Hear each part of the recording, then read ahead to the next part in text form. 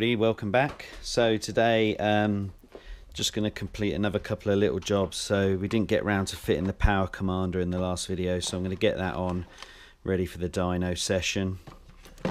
I've got the adhesive strips so that we can secure the cabling in for the rear light properly, and I'm going to put my old suede race seating onto the tail unit so that I can just sit properly. What I've just done is I've measured up a hole to cut out for the standard seat, so I'm going to have to take the seat unit off to do that, and I'll just drill it out and cut that out. What I'm also going to do is just modify the loom for the race light so that we've got a super seal connector. I'll probably do it inside the unit just so I can tidy that away, but I'm going to snip through this just so that that's ready to go and usable.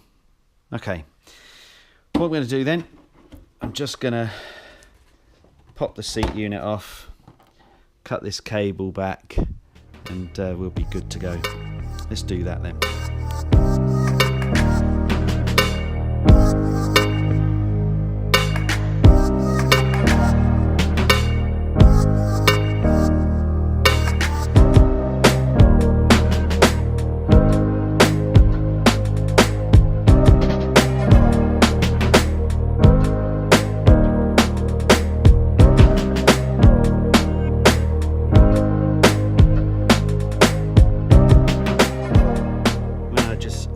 The seat base, it looks to be pretty much bob on that hole that's cut out.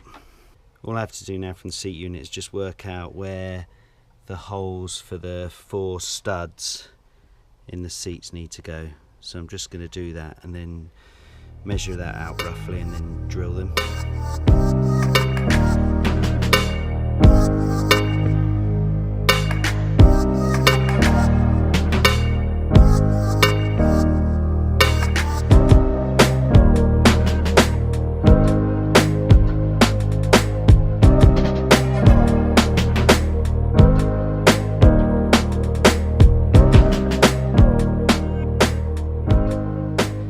So the first 2 holes are done. It's like a channel so that it can move backwards and forwards for when we need to push the back in, because as we push the back in it will come slightly more forward, so it just gives you a little bit of room to move.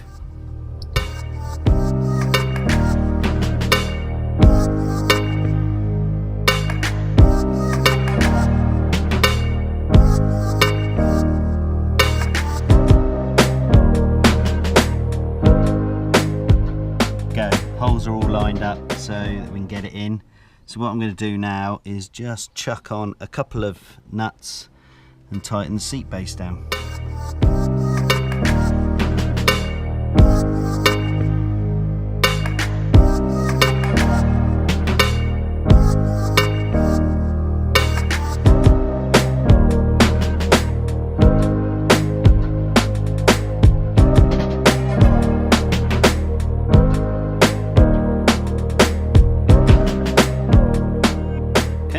Bolted in seat pad, looking good from the top side.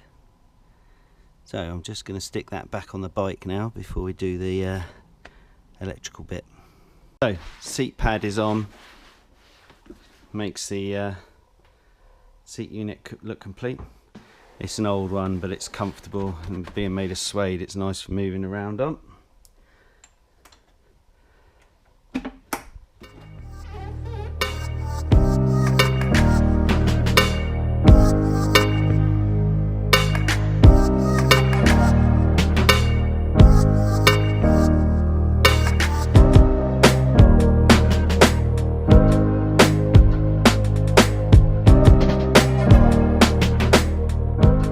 Okay, so that's a super seal connector put into the race light circuit, and then it's just fixed down with the little tie clip routes.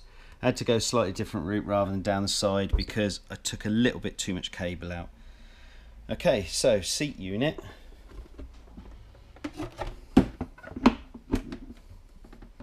Is fully secured and finished. Okay, so let's get on with fitting the Power Commander. Okay, so we're going to fit the Power Commander now. So I've just got everything out of the box. We've got the Power Commander itself and where it connects into the throttle bodies and the loom. Got some covers that come in there that just be used to seal up the comms ports once we've finished. The communication lead, a little couple of Velcro straps to hold the Commander in place, and then I always like to hold tie wraps as well. So okay, so we are going to locate the Power Commander on top of the ECU and then tie wrap it around it. We'll then feed the lead down through here. I've just removed the main loom. It will come underneath the box, in through the back of the trellis, and then I've got to get it connected onto the throttle loom. So we'll just undo that now. Ready? So this is the part of the loom that connects into the throttle bodies and injectors, and that is going to connect into our Power Commander, and the Power Commander will then also go up onto our throttle bodies there. So let's get on with doing that quickly.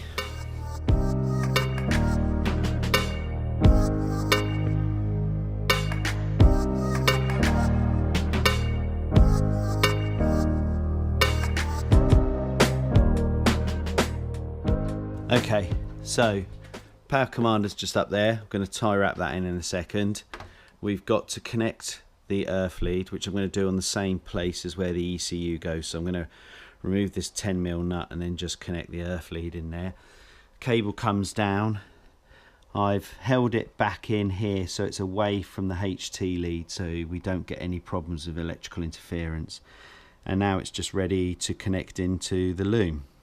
Okay, a little bit of trial and tribulation, but that's now connected into the throttle bodies. I had to just disconnect the loom for a second just to make it a bit more flexible, and that's now reconnected. So that's all in situ. Let me just tie down the Power Commander and connect up the earth lead. The Power Commander strapped in, earth lead is on, and connect up the comms cable.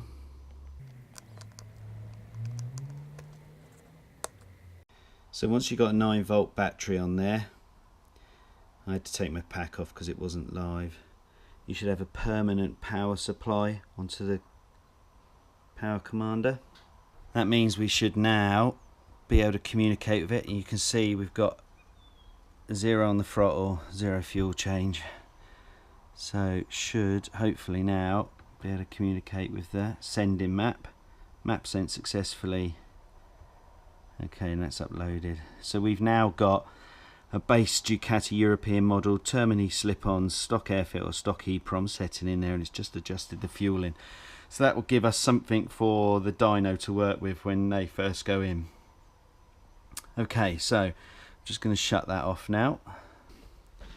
I'll just disconnect the communication lead, disconnect slave power supply, and then you've got these little blocks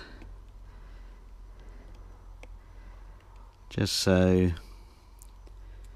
we can cover up the COM ports. Okay, so one Power Commander successfully connected to the bike.